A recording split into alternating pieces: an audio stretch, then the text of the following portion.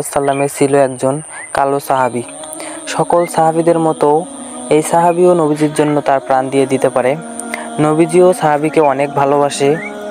তারপর একদিন নবীজি সাহাবীকে জিজ্ঞেস করলেন, হে সাহাবী, আমি কি আপনাকে কয়েকটা প্রশ্ন জিজ্ঞেস করতে পারি? সাহাবী উত্তরে বললেন, হ্যাঁ হুজুর বলেন, আমি আপনার সব প্রশ্নের উত্তর দিতে রাজি আছি। তখন নবীজি জিজ্ঞেস করলেন, হে সাহাবী, তুমি তো বিয়ের উপযুক্ত হয়ে গেছো, তুমি কি বিয়ে করার জন্য প্রস্তুত? সাহাবী উত্তরে বললেন, হে হুজুর, আমি এতটাই কালো যে আমাকে কে বিয়ে করবে? নবীজি উত্তরে বললেন, হে সাহাবী, আমি তোমাকে বিয়ে দিয়ে দিব, তুমি কি বিয়ে করতে প্রস্তুত, হ্যাঁ কি না?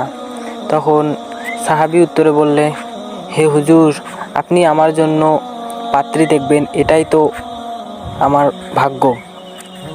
তারপর নবীজি সাহাবীকে একটা পত্র দিয়ে বললেন, হে সাহাবী, এই পত্র এলাকার বড় বাড়ির বড় মালিকের কাছে পত্রটি নিয়ে গিয়ে উত্তর নিয়ে তারপর ফিরে আসবে আমার কাছে। পত্র নিয়ে সাহাবী গেল মালিকের কাছে। মালিককে পত্র দিয়ে উত্তর চাইলেন। সাহাবী মালিককে বললেন, হে মালিক, নবীজি আমাকে উত্তর নিয়ে ফিরে যেতে বলেছেন। তারপর মালিক পত্রটি পড়লেন। পত্রটিতে লেখা ছিল, আসসালামু আলাইকুম, আমি হযরত মুহাম্মদ সাল্লাল্লাহু আলাইহি ওয়াসাল্লাম, আমি আপনার সব সুন্দরী মেয়ের জন্য আমার কালো সাহাবীর সাথে বিয়ে দেওয়ার জন্য জানালাম, আপনি কি এই বিয়ে দিতে রাজি আছেন? পত্রটি দেখার সাথে সাথে মালিক কান্না শুরু করলেন।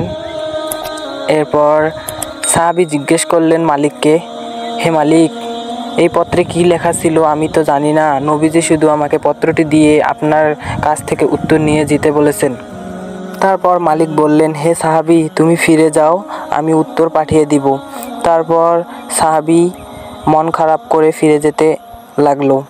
এরপর মালিকের মেয়ে, সবচেয়ে সুন্দরী মেয়ে ছিল, তাকে সবাই মদিনার উহুর বলতো। মেয়েটি এসে বাবাকে জিজ্ঞেস করলেন, বাবা, এটা কে পাঠিয়েছে? তখন মালিক বললেন, মা, এটা হচ্ছে হযরত মুহাম্মদ সাল্লাল্লাহু আলাইহি ওয়াসাল্লাম, আমাদের নবীজি পাঠিয়েছেন তার সাহাবীর সাথে তোমার বিয়ে দেওয়ার জন্য।